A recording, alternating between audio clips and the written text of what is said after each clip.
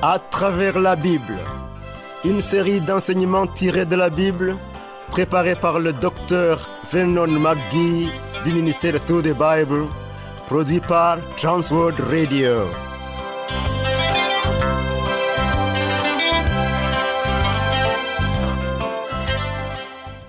Réalisation Abdoulaye Sango. Présentation Marcel Mondiou-Do. Bonne écoute à tous. Chers amis, donnons-nous la main pour ne marcher jusqu'à la fin que sous ses regards protecteurs. Ô Christ roi, vois tes enfants qui se consacrent à toi. Le programme à travers la Bible que nous suivons est le 419e, pris du deuxième livre des rois du chapitre 21 au chapitre 22, versets 1 à 11. Un tison, un seul morceau de bois allumé, ne donne pas la flamme. Pour avoir du feu, il faut plusieurs morceaux de bois mis ensemble. De même, si le chrétien est tout seul, il ne sera pas efficace. Mais ce sont 2, 3, 4 ou plus, combien ils seront vivants et efficaces dans l'harmonie. Oh, tu peux être seul quelque part, le Seigneur saura te venir en aide. C'est vrai, mais rejoins tes frères et sœurs, alors la main dans la main. Vous louerez à merveille le Seigneur. Dieu aime voir ses enfants à l'unisson le célébrer. C'est alors que nous sommes bénis davantage.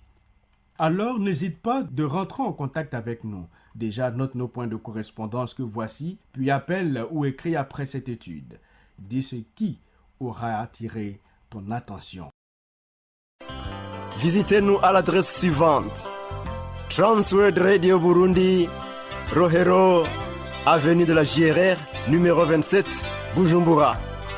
Vous pouvez aussi nous contacter via WhatsApp, SMS, appel au numéro 71 650 650. Email twrburundi@gmail.com. YouTube, Facebook, Twitter, TWR Burundi.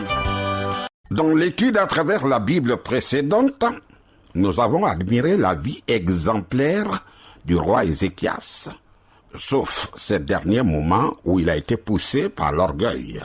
La Bible dit qu'il a fait ce qui est droit aux yeux de l'Éternel, entièrement comme avait fait David son père. Bien sûr, cela ne veut pas dire, comme nous avons déjà vu, qu'il est sans faute, droit comme une aiguille en justice et en droiture. Ce que le Seigneur nous demande, c'est la repentance. Ézéchias, malheureusement, a engendré un fils qui a tourné mal. Il s'agit de Manassé. Voyons le règne destructeur, le règne néfaste de Manassé. Le chapitre 21 de 2 Rois est une véritable déception après le chapitre 20. Mais il comporte un message exemplaire à notre intention. Ézéchias, comme je l'ai dit, a été le meilleur roi depuis David. Personne ne peut lui être comparé. Mais comme David, dans un autre domaine, aucun de ces hommes n'a été un bon père. Ézéchias a engendré un fils qui est devenu le pire roi qui a régné dans le royaume du Sud. C'est un vrai crève-cœur de lire l'histoire de Manassé, le fils d'Ézéchias, qui a mal tourné.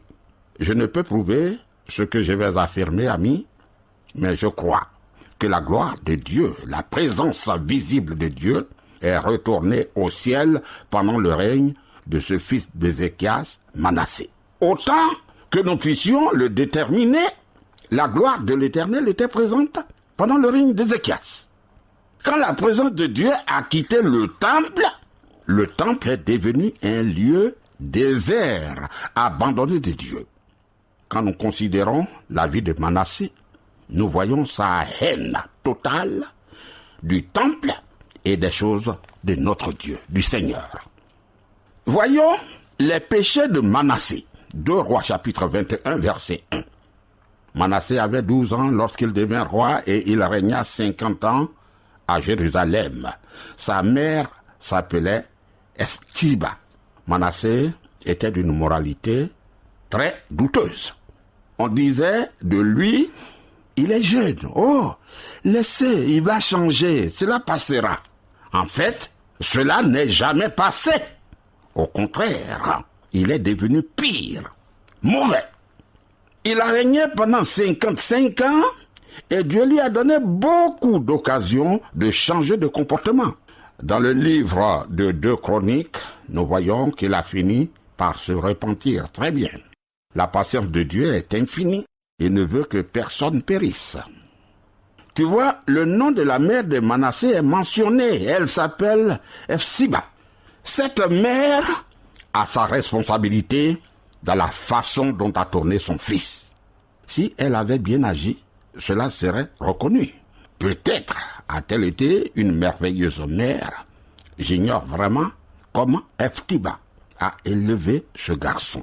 En revanche, Manassé ne pouvait qu'être pire et le tort qu'il a causé à son pays était irréparable.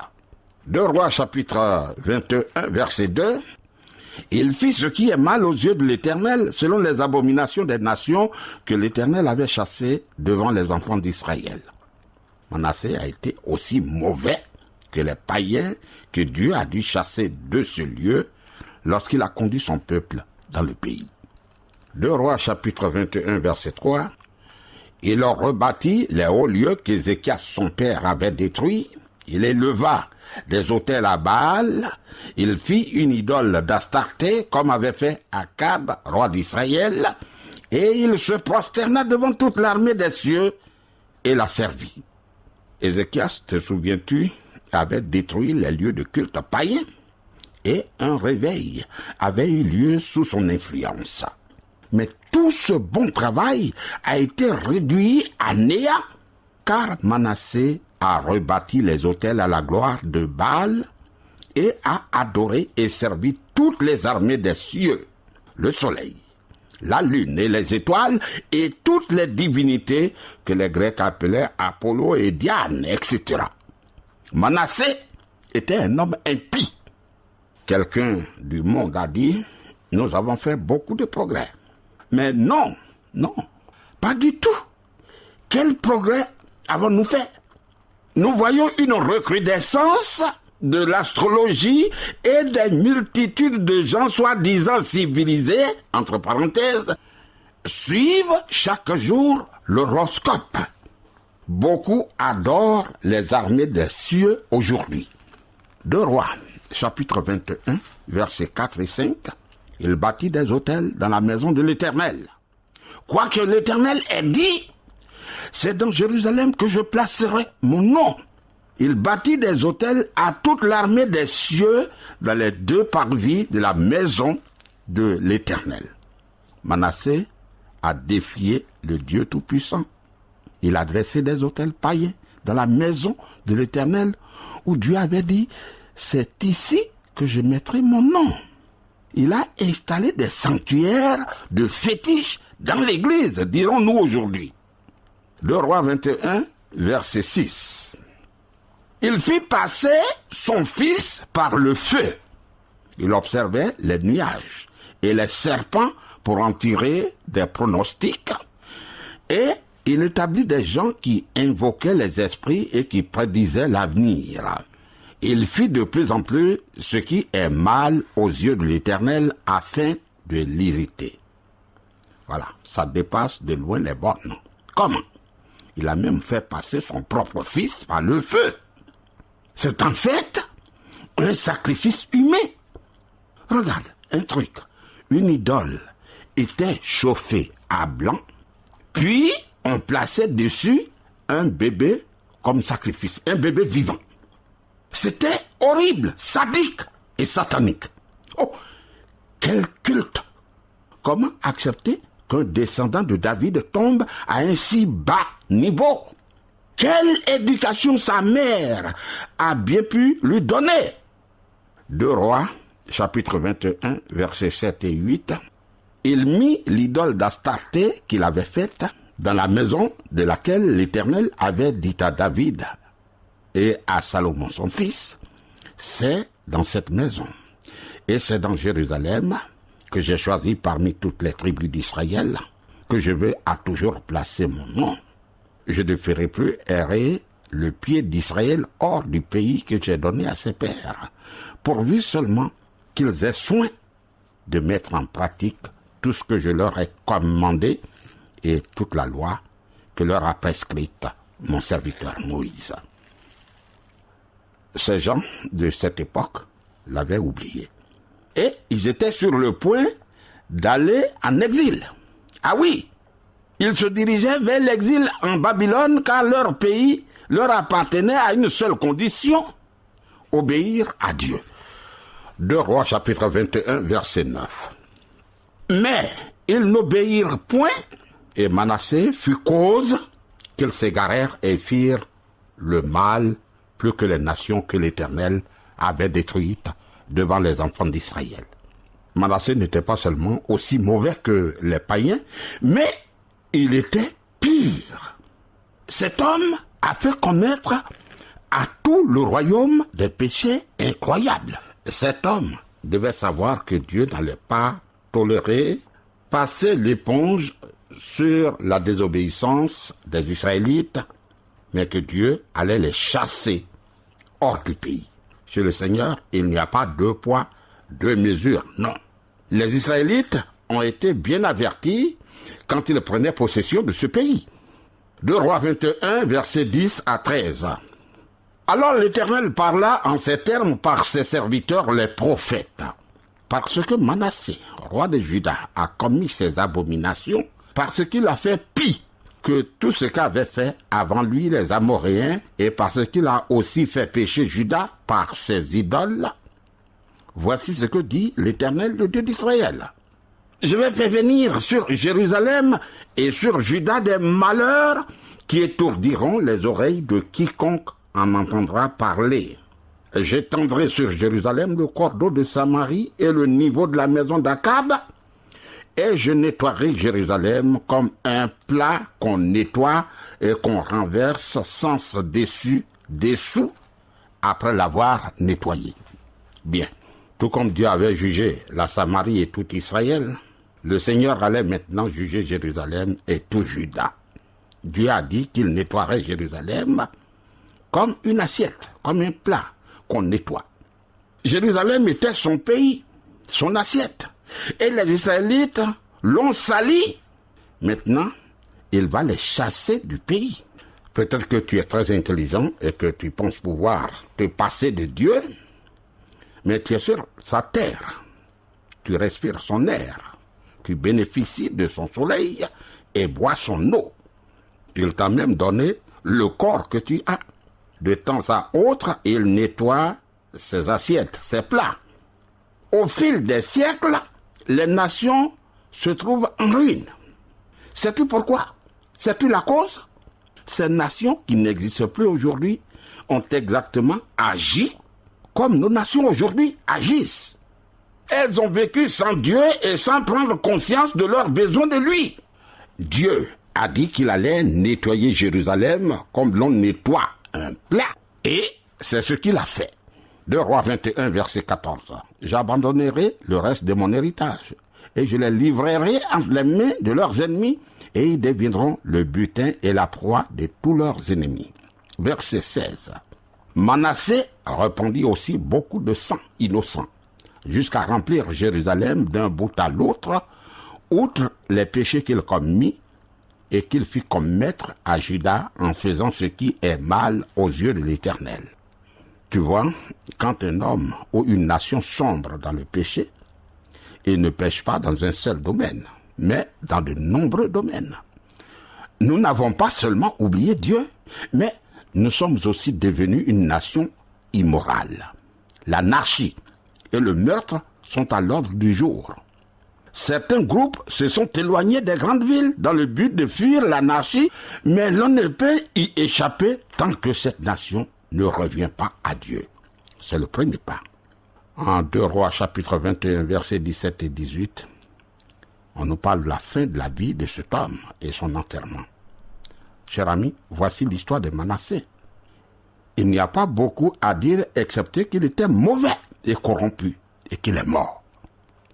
Ensuite, nous avons le bref règne d'Amon, du verset 19 au verset 23, où ses serviteurs ont conspiré contre lui pour le tuer. Il a été mauvais également.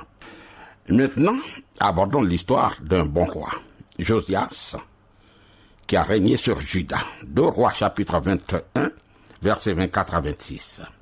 Mais le peuple du pays frappa tous ceux qui avaient conspiré contre le roi Amon. Et le peuple du pays établit roi Josias, son fils, à sa place. Le reste des actions d'Amon et ce qu'il a fait, cela n'est-il pas écrit dans le livre des chroniques des rois de Juda? On l'enterra dans son sépulcre dans le jardin d'Uza. Et Josias, son fils, régna à sa place. Bien. Cette section nous amène au dernier des grands rois. Non seulement Josias a été un grand roi, mais le réveil spirituel le plus important a eu lieu pendant son règne.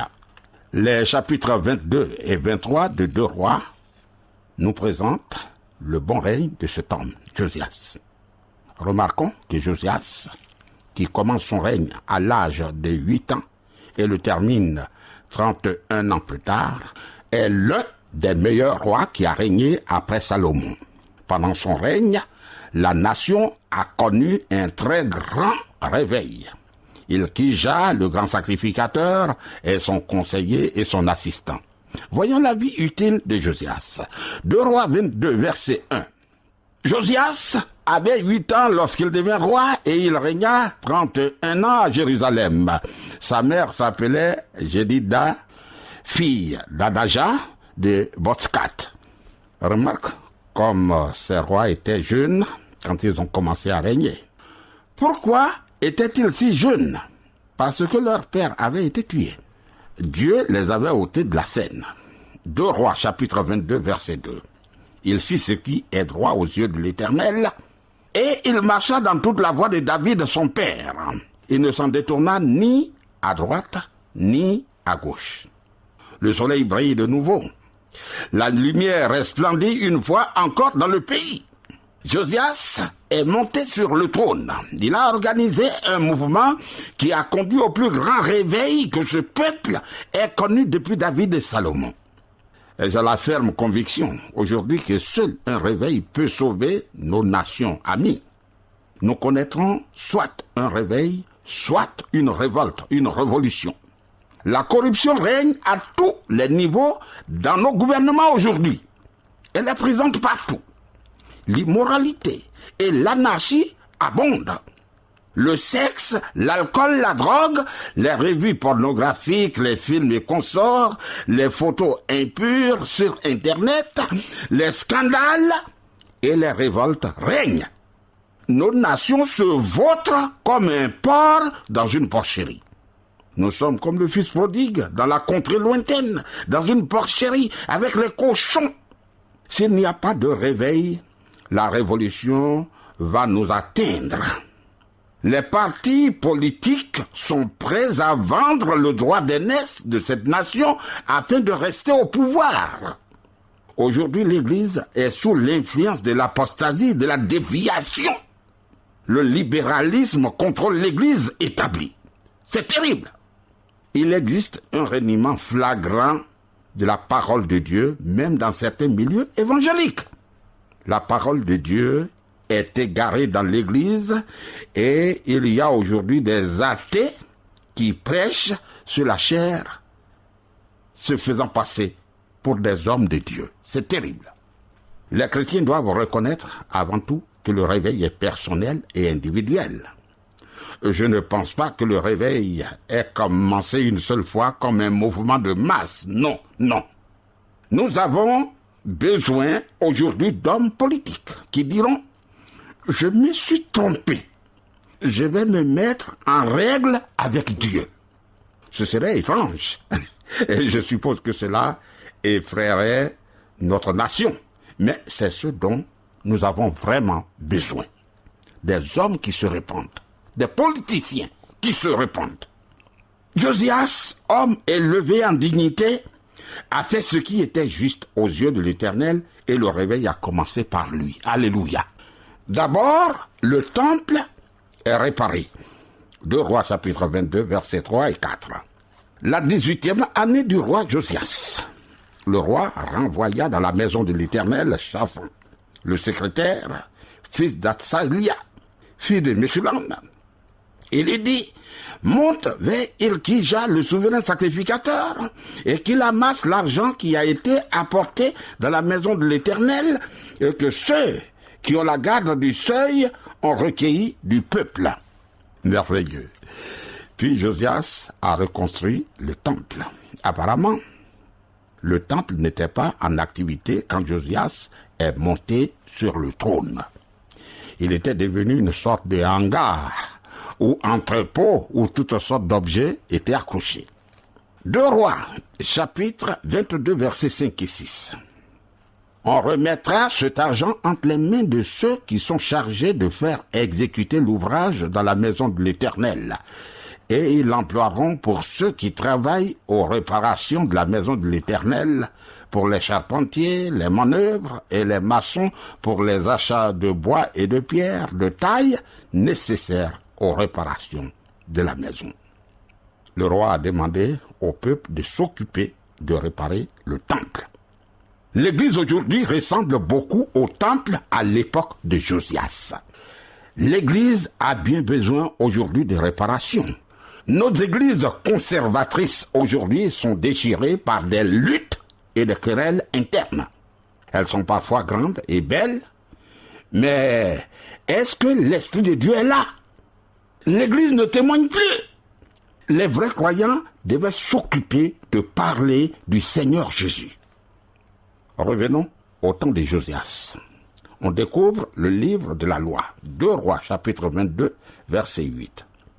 Alors, Ilkija, le souverain sacrificateur, dit à Shaphan, le secrétaire, « J'ai trouvé le livre de la loi dans la maison de l'Éternel. » Et Ilkija donna le livre à Shaphan, et Shaphan le lut. Voilà.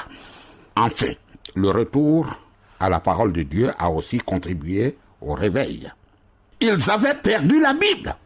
Et ils l'avaient perdue où? Dans le temple.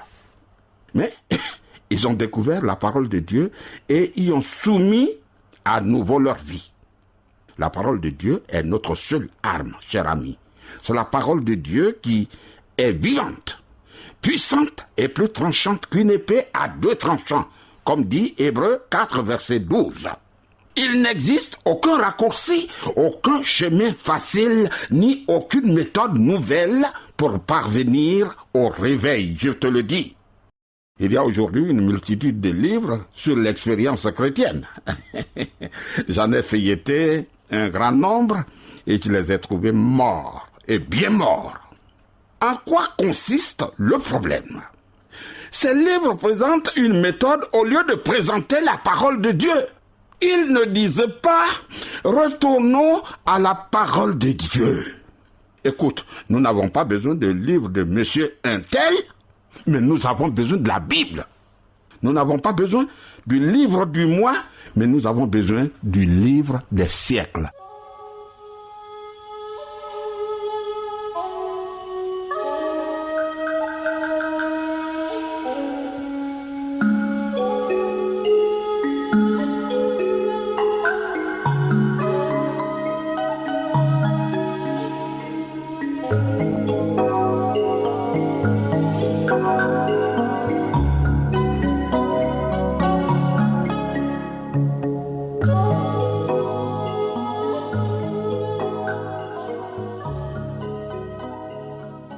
Voilà, nous y reviendrons. Que le Seigneur soit avec toi et qu'il te bénisse. À bientôt. Pour réécouter les programmes, rendez-vous sur le site web de À travers la Bible, ttb.twr.org.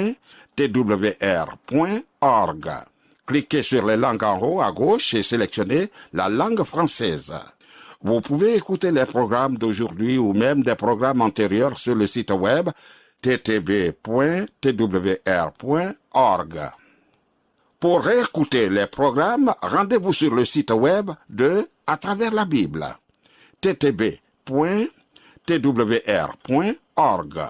Cliquez sur les langues en haut à gauche et sélectionnez la langue française. Vous pouvez écouter les programmes d'aujourd'hui ou même des programmes antérieurs sur le site web ttb.twr.org. twr.org.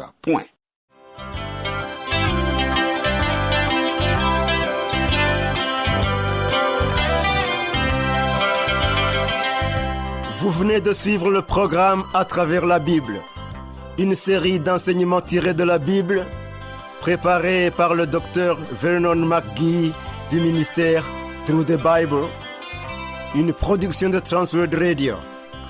Visitez-nous à l'adresse suivante: Transworld Radio Burundi, Rohero, avenue de la JRR, numéro 27, Bujumbura. Vous pouvez aussi nous contacter via WhatsApp, SMS, appel au numéro 71 650 650. Email twrburundi@gmail.com. YouTube, Facebook, Twitter, TWR Burundi.